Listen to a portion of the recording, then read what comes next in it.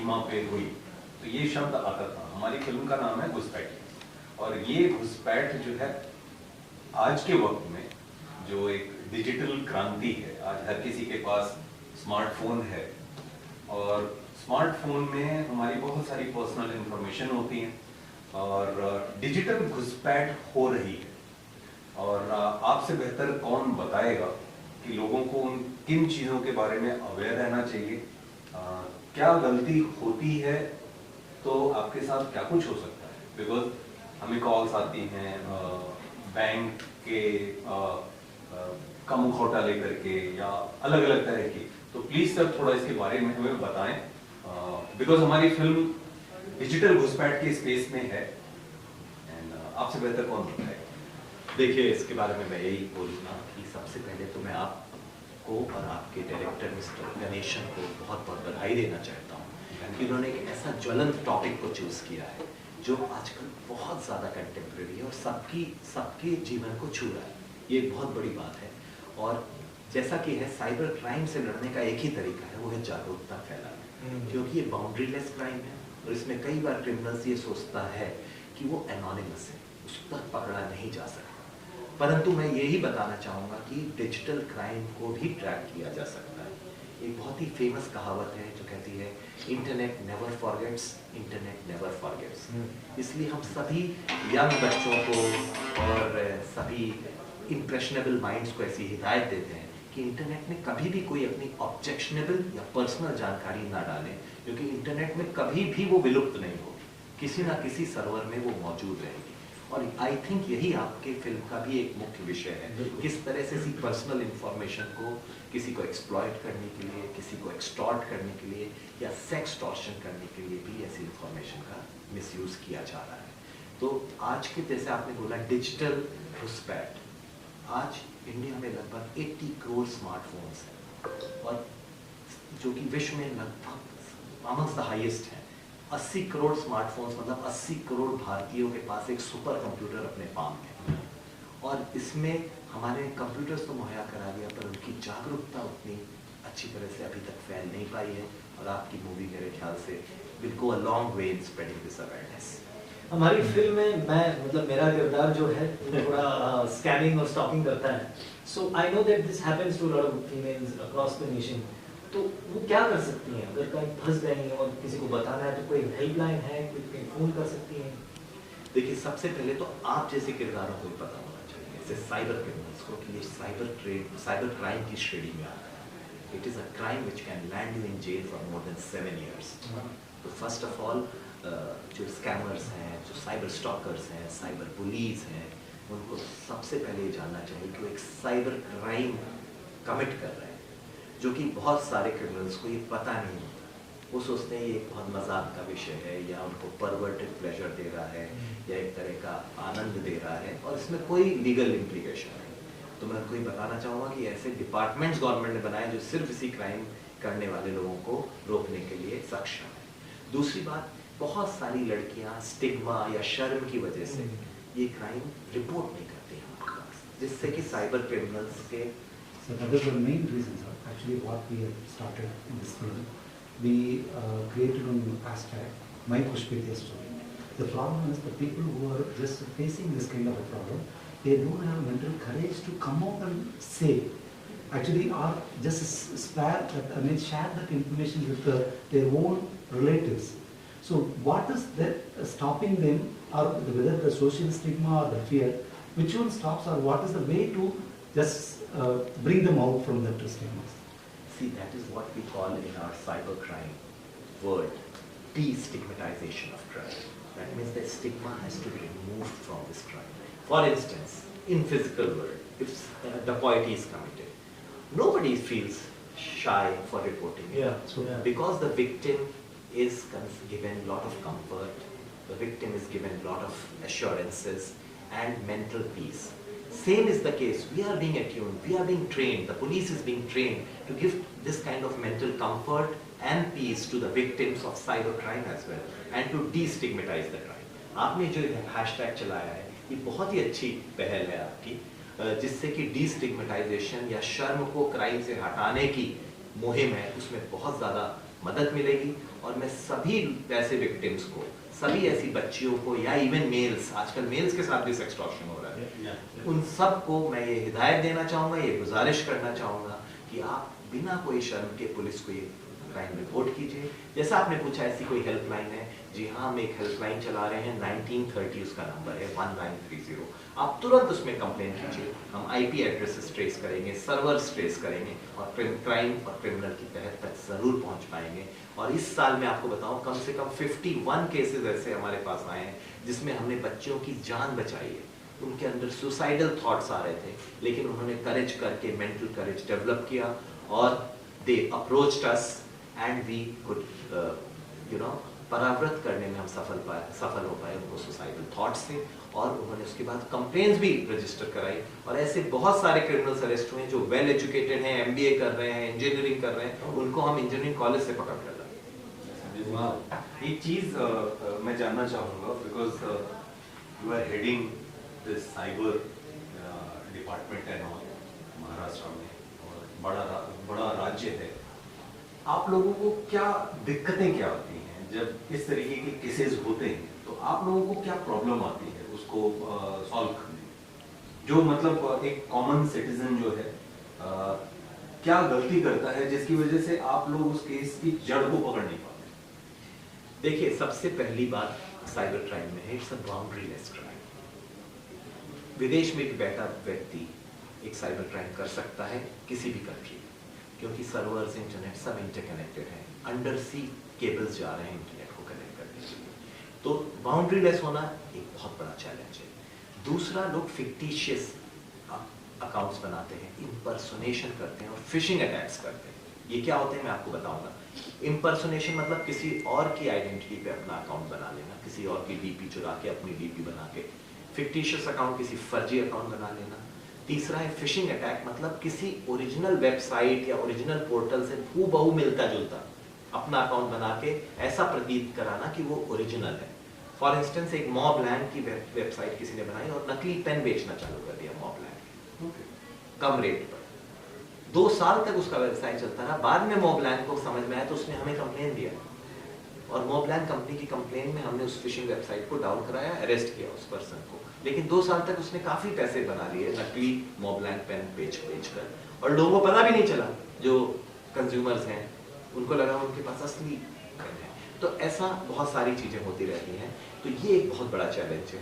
दूसरा चैलेंज है VPN technology, जो कि वर्चुअल प्राइवेट नेटवर्क है, जिससे लोग अपना आईपी एड्रेस को मास्क कर लेते हैं या छिपा लेते हैं। डिजिटल वर्ल्ड में या इंफॉर्मेशन सुपर हाईवे में जैसे कि सेल फोन्स होते हैं, वैसे आईपी एड्रेसेस होते हैं, इंटरनेट प्रोटोकॉल एड्रेसेस, जिससे कि व्यक्ति की पहचान हो सकती है, किस व्यक्ति ने ये कमेंट पोस्ट किया है, किस व्यक्ति ने इस तरह की चैटिंग की है इत्यादि। उस आईपी एड्रेस के ऊपर वो मास्क लगा लेते हैं थ्रू वीपीएन टेक्नोलॉजी के थ्रू।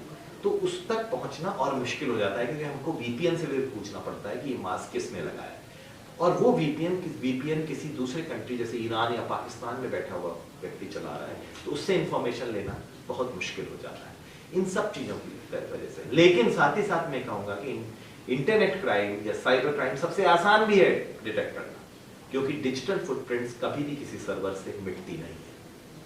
वो डिजिटल फुटप्रिंट्स हमेशा मौजूद रहती हैं। आप अगर फिजिकल क्राइम करें तो हो सकता है फिंगरप्रिंट्स मिट जाएं, हो सकता है व्यक्ति की पहचान लोगों के दिमाग से इरेज हो जाए, लेकिन डिजिटल फुटप्रिंट्स वैसी की वैसी हमें किसी ना किसी सर्वर में विश्व के सर्वर कभी भी डिटेक्ट किया जा सकता है। वो हमेशा सर, आरबीआई को कुछ एक्शन लेना चाहिए कि जैसे कि इन लोन ऐप्स को या इनको बंद किया जाए, जिससे कि क्राइम कुछ कम हो पाए। जी हाँ, ये एक्शन लिया जा रहा है। लोन ऐप्स पे हमने कई चाइनीज नेशनल्स तक को अरेस्ट किया है। और दूसरी बात हम आपको ये बता दें कि काफी सारी लोन ऐप्स को हमने मिनिस्ट्री ऑफ टेलीकॉम से बोलकर बंद भी करवाया। लेकिन ये एक मशरूम की तरह है, हमेशा नई नई वेबसाइट्स आती रहेंगी। तो इसका सबसे अच्छा तरीका है लोगों को अवेयर बनाया जाए कि 0 इंटरेस्ट पे आपको कोई भी बेवकूफ आदमी नहीं है जो आपको लोन देने के लिए तैयार है बिना आपके कोलेटरल। ध्यान से सुनिए, ध्यान दीजिए। तो आदमी को अपनी ग्रीड को कंट्रोल रखना चाहिए। Greed and fear are 2 emotions which are utilised, exploited on the internet. और सर, सिनेमा समाज का आईना है, तो क्या लगता है ये फिल्म इम्पैक्ट करेगी, लोगों तक पहुंचेगी तो ज्यादा असर दे सकती है?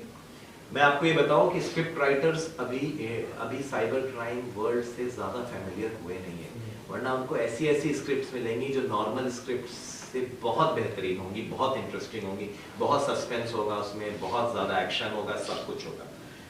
साइबर क्राइम में रोज ऐसी घटनाएं हो रही हैं प्रतिदिन, जो कि एक बहुत बड़ी इसमें एक फिल्म बन सकती है, बहुत बेहतरीन फिल्म बन सकती है उसमें। Sir, you have possibility for sequel. Part 2 of Part 2. Sorry, I interrupt. I'm very sorry. I want to know one more thing, because मैं ऐसा देख रहा हूँ कि बहुत सारे लोग, जो अभी आपने थोड़ी देर पहले बोला, फिक्टिशियस अकाउंट्स बनाते हैं, उनकी आइडेंटिटी कुछ और है, लेकिन वो सोशल नेटवर्किंग प्लेटफॉर्म पे किसी और नाम से या किसी और की फोटोज लगा के अपनी आइडेंटिटी बनाते हैं, जो बहुत सारे ट्रोलर्स भी हैं ऐसे। ये क्राइम की श्रेणी में आता है? जी हाँ, ये क्राइम है under section 66D of IT act, which is impersonation. Impersonation means किसी और की आइडेंटिटी से आपने अपना अकाउंट बनाया। तो ये बहुत आश्चर्य की बात है, लोगों को पता ही नहीं है ये क्राइम। अगर इसके बारे में लोग रिपोर्ट करें, FIR दर्ज कराएं, तो उस आदमी को अरेस्ट भी किया जा सकता है। तो अगर कोई आदमी किसी यूं ही किसी नाम XY रैंडम किसी का नाम डाल के, कुछ भी पहाड़ और पत्थर की फोटो डाल के, और उस ID से किसी को परेशान कर रहा है, तो ये क्राइम की श्रेणी में आता है? बिल्कुल आता है, अंडर इंफॉर्मेशन टेक्नोलॉजी एक्ट। आपने डीस्टिग्मेटाइज वाली बात शेयर की थी। What can we do to sort of help that? इज मुझे लगता है कि सबसे बड़ी प्रॉब्लम वही है कि लोग घबरा जाते हैं, मैं किसी को ना बताऊं, किसी को ना पता चले, ब्लेम खुद पे लेते हैं। What can we do as citizens to help? Not as citizens, you are a celebrity, you are a star, you have worked in movies, तो आपकी बातें जो पब्लिक है वो ज़्यादा सुनती है। जो नेटिजन्स हैं, उनके impressionable minds में आप एक अच्छा positive impression create कर सकते हैं by using your good offices, by your reputation as a star or a movie star or as a actor। तो अगर आप इसको यूज़ करके brand ambassadors बने for creating awareness, for जागरूकता फैलाने के लिए, अगर साइबर क्राइम के बारे में जागरूकता फैल गई तो मैं आपको ये बता सकता हूँ 80% साइबर क्राइम तुरंत कम हो जाएगा। फॉर एग्जाम्पल, आजकल एक बहुत फेमस साइबर क्राइम चल रहा है, FedEx स्कैम्स, जिसमें आपको एक ऐसा मैसेज आएगा कि आपका कुरियर पकड़ा गया है जिसमें ड्रग्स थे और आपका ये आधार कार्ड है, इसमें आपने ही बुक किया। आप ये कहेंगे हमने बुक ही नहीं किया। उसके बाद वो स्काइप वीडियो कॉल में आ जाएंगे और उसमें एक पुलिस की वर्दी पहना एक ऑफिसर रहेगा, उसको आपको मैजिस्ट्रेट का वारंट दिखाएगा, अरेस्ट वारंट देखिए आपके खिलाफ इश्यू हो गया, सब नकली। और इसको FedEx स्कैम कहते हैं, और इसमें लोगों ने करोड़ों रुपए अपने दिए हैं ताकि उनकी अरेस्ट ना हो सके। इसी को डिजिटल अरेस्ट भी कहा जाता है। वो पुलिस ऑफिसर, नकली पुलिस ऑफिसर है, वो उनको बताएगा कि आप अपने घर से बाहर निकले तो तुरंत पुलिस आ जाएगी, आपको अरेस्ट कर लेगी, इसलिए आप घर में ही रहिए और हमारे साथ लगातार बात करते रहिए। फिर उनसे पैसे एक्सटॉर्ट किए जाते हैं और बहुत सारे well educated, well qualified, very well aware of the world ऐसे सिटीजन्स ने भी अपने करोड़ों रुपए ऐसे स्कैमस्टर्स के हाथों गंवाए हैं। उसके बाद वो रोते हुए हमारे पास आए। बहुत सारे केसेस हम डिटेक्ट कर पाए, लेकिन बहुत सारे केसेस हम नहीं डिटेक्ट कर पाए। इसमें एक अवेयरनेस अगर लोगों में फैल जाए कि कभी भी पुलिस स्काइप पे वीडियो कॉल नहीं करती है या कभी भी डिजिटल अकाउंट्स में पैसे नहीं मांगती है, और डिजिटल अरेस्ट का कोई प्रावधान किसी लॉ में नहीं है, किसी सेक्शन में नहीं है, तो अगर कोई आपको डिजिटल अरेस्ट कर रहा है इसका मतलब वो स्कैमस्टर है।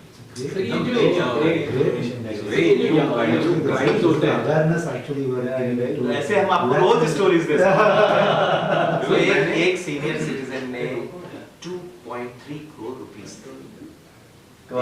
अपने बेटे के अरेस्ट करने के डर से। या कोई भी पेरेंट होगा वो, अब मैं आपको बताऊं, एक मैं लेक्चर दे रहा था, उसमें मैंने कहा डोमिनो पिज्जा का डेटा पूरा स्कैमस्टर ने अभी चुरा लिया ऑल ओवर इंडिया का, और उसको डार्क नेट में बेचने के लिए रख दिया। तो एक ऑडियंस में से क्वेश्चन पूछ रहे हैं, सर पिज्जा का ही तो डेटा है, क्या फर्क पड़ता है कौन कितने पिज्जा खा रहा है, कौन फार्म हाउस पिज्जा खा रहा है, कौन वेज एक्स्ट्रा खा रहा है, इससे क्या फर्क पड़ता है?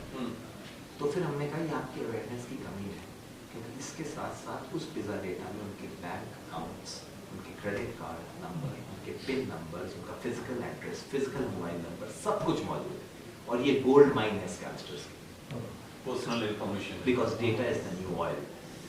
सर ये जो क्रिमिनल्स होते हैं ये ज्यादातर यंगस्टर्स इससे ज्यादा आकर्षित होते हैं क्या सर? ऐसा कुछ है क्या? They feel that it is easy money and they can attract more audience, is it that? देखिए, cyber crime has now become world's number 1 organised crime syndicate. आपने नार्कोस, ड्रग ट्रैफिकिंग की मूवी सुनी होगी, जिसने एस्कोबार वगैरह के बारे में बताया, उन सबको बहुत पीछे छोड़ दिया। वो सब उनके सामने बहुत ही बौने रह गए हैं। साइबर क्राइम $6 ट्रिलियन की आज की इंडस्ट्री है, जो कि मोर देन डबल है इंडिया की इकोनॉमी। इंडिया की पूरी इकोनॉमी जोड़ दी जाए तो भी 2.5 से 3 ट्रिलियन डॉलर है। ये $6 ट्रिलियन को ऑलरेडी वर्ल्ड ओवर क्रॉस कर चुका है। Number one organised crime syndicate in the world. तो बहुत सारे ऐसे गैंग्स हैं जो इसको अपने प्रोफेशनली चला रहे हैं। फ्राइडे को आप देखेंगे उन्होंने एक साइबर क्राइम या एक वायरस इंट्रोड्यूस किया, फिर जाके मंडे को देखते हैं क्योंकि सैटरडे संडे उनको भी छुट्टी मिलती है। तो इस तरीके की इंडस्ट्री चल रही है। इस इंडस्ट्री को रोकने के लिए awareness is the best weapon. Sushi sir, जो आज यहाँ पे जो आज Sir, just you have done a lot of research on this cyber things. No, I am the head of cyber. So these all come naturally to me. Yes, sir. So what do you think that this is the, because 20 years back this crime was not there in the listed crimes. So it's a new crime in this 20 years. So what could be the future in another 5-6 years? How we have to prepare to face this? It's like what you said. No, it's a threat. It's a threat of this century, biggest threat. How we should be prepared for this? So the best way to tackle technology crime is technology itself. That means we have to upgrade our act. We have to upgrade our technologies. इसीलिए हम Maharashtra cyber security project launch कर रहे हैं, जिसमें world के सबसे best softwares जो कि क्राइम को रोक सकते हैं, जिनको हम टूल्स बोलते हैं, टूल्स, टेक्नोलॉजी, सॉफ्टवेयर, एक ही छत के अंदर हम ला रहे हैं। इजराइल से हमने सोर्स किए हैं, यूएस से, जर्मनी से, हर जगह से सोर्स किए हैं। इसी के साथ साथ हम 150 साइबर एक्सपर्ट्स को भी हायर कर रहे हैं, क्योंकि हम पुलिस वाले आईपीएस ऑफिसर्स या पुलिस या जनरल पुलिस में, आज हम यहाँ पे कल ट्रैफिक में हो सकते हैं, परसों नार्कोटिक्स में हो सकते हैं, कहीं पर भी जा सकते हैं। तो लेकिन 150 ऐसा मैन पावर रहेगा जो हमेशा साइबर फील्ड में रहेगा और वो ऐसे क्राइम्स को डिटेक्ट करने में एक्सपर्टीज करेगा। लेकिन ये सब करने से भी ज़्यादा महत्वपूर्ण है आप जैसे फिल्म मेकर्स और फिल्में बनाएं, लोगों को अवेयर करें और लोगों को बताएं कि एक नया मोडस ऑपरेंडी हर दिन साइबर फील्ड में आता है। तो वो नया मोडस ऑपरेंडी को रोकने के लिए बहुत सारे टेलटेल साइंस होते हैं। वो मूवीज, डॉक्यूमेंट्रीज, पोस्टर्स, एडवाइजरीज के थ्रू हम लोगों को अवेयर कर सकते हैं। Sushi sir, listening to many words from sir, can we plan something that way? कुछ script आपके ज़हन में कुछ आ रही है ऐसे? Yeah, that's what I think. Just The film we made right now, I think it's a right subject. It's a right to subject. actually. What do you think? अभी हम AI के शुरुआती दौर में हैं, तो आपको क्या लगता है ये किस तरीके से इस्तेमाल किया जाएगा? ये जैसा अभी आपने बताया, हमें तो पता ही नहीं था कि $6 ट्रिलियन का syndicate।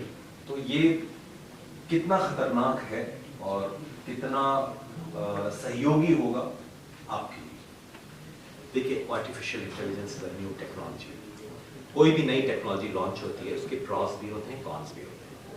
तो हमें ये देखना चाहिए कि ये टेक्नोलॉजी बहुत सारी तरह से अपनी ह्यूमन एग्जिस्टेंस को मोर कन्वीनियंट या कंफर्टेबल बनाएगा। One of the biggest example is driverless cars. आज से 2 साल बाद आप इंडिया में ड्राइवरलेस कार्स देखेंगे।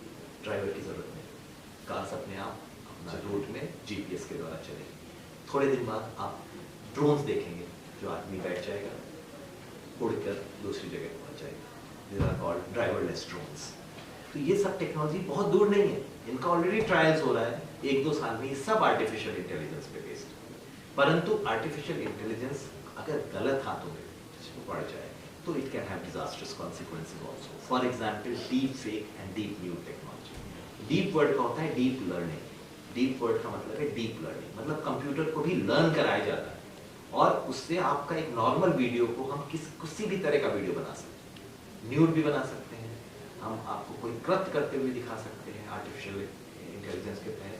यहाँ तक कि आपको ऐसे वर्ड्स बोलते हुए दिखा सकते हैं जो आपने कभी बोले नहीं। अभी रणवीर सिंह हमारे ऑफिस में आया, उसको दिखाएगा बीजेपी के खिलाफ बहुत सारी स्पीचेस दे रहा है। उसने कहा मैंने तो ऐसी कभी स्पीचेस ही भी नहीं दी। तो उनके फादर के कहने पर हमने एक FIR रजिस्टर की और उस व्यक्ति जिसने वो वीडियोस बनाए थे उनको अरेस्ट किया। थोड़े दिन पहले आपने देखा होगा रश्मिका मंदाना का एक डीप न्यूड वीडियो जिससे उनकी रेपुटेशन की, उनको काफ़ी एम्बैरेसमेंट, वो केस भी हमने हैंडल किया। तो इस तरह से deep nude, deep fake technologies लगातार चेंज होती जा रही है। सुशी सर, ये campaign US support in the sense. See, basically, I am going to ask the question only. Okay. How the government is having some counseling, because in this my Kushpitiya story is like to, we created that platform because the people who are suffered this, they should come out and speak about that crime. So I'm going to ask you this, sir. In our system, we have the counseling is there to support this kind of people who are little conservative about it, or they will suppress themselves. Is there any medium or somebody they can approach our department for counseling? Yeah, there is. We have tied up with a few NGOs who have come voluntarily to us, and we have given them different helpline numbers. So any victim can contact them before contacting the police, because they are a little hesitant to contact the police. So it is like a sisterly or a brotherly approach through these NGOs, and they have trained psychotherapists, psychologists, and doctors in their roles who advise these young men or women who are victim of these cyberbullying not to take any drastic steps, follow the legal course, and most of the time they are able to convince the young people to destigmatize the crime as well, and report it to the police if needed. Okay, that amount of the people who are coming to police, whether there is a growth or still that awareness to be... It's growing exponentially, because the cyber crime prevalence rate is itself growing exponentially. Okay. So maybe slowly, gradually you will see that people are not afraid to come to Come. police. आपने बड़ी अच्छी चीज़ बोली sir कि अगर डकैती होती है या चोरी होती है तो कोई उसमें अशेम नहीं फील करता। इवन लोग आते हैं और देखते हैं और हेल्प करते हैं कि भाई ऐसा हो गया। इवन दूसरों के घर से खाना वाना बन के उस घर में आता है। लेकिन यहाँ जब कोई चीज़ होती है बहुत लंबे समय तक विक्टिम उसे छिपाने की कोशिश करता है, तो इसकी ज़रूरत नहीं है। अच्छा सर, ये पुलिस स्टेशन में जैसे नॉर्मली कोई क्राइम होता है तो लोग जाते हैं FIR करते हैं, तो क्या हर पुलिस स्टेशन में साइबर यूनिट है या किसी सर्टेन जो आपने नंबर बताया 1930 डायरेक्ट उनको अप्रोच करना चाहिए या पुलिस स्टेशन पे अप्रोच करना चाहिए? देखिए, मैं ये बताना चाहूँगा कि पूरे प्रदेश में सरकार ने 51 साइबर पुलिस स्टेशन इस्टेब्लिश किए हैं। हर डिस्ट्रिक्ट में कम से कम एक साइबर पुलिस स्टेशन जरूर है। मुंबई में ऐसे 5 साइबर पुलिस स्टेशन है, और अगर हमारा ये ऑफिस को भी एक पुलिस स्टेशन में का दर्जा दिया गया है तो 6 पुलिस स्टेशन मुंबई अकेले में हो गए। तो इसका मतलब धीरे धीरे साइबर फैसिलिटीज या साइबर रिट्रेसल ग्रीवेंस का मैकेनिज्म बढ़ता जा रहा है। ये एक खास बात है। दूसरा ये मैं बताना चाहूँगा कि यदि किसी व्यक्ति को कोई प्रॉब्लम है तो तुरंत अपने नज़दीकी साइबर पुलिस स्टेशन के पास जाएं और रिपोर्ट करें। अगर आप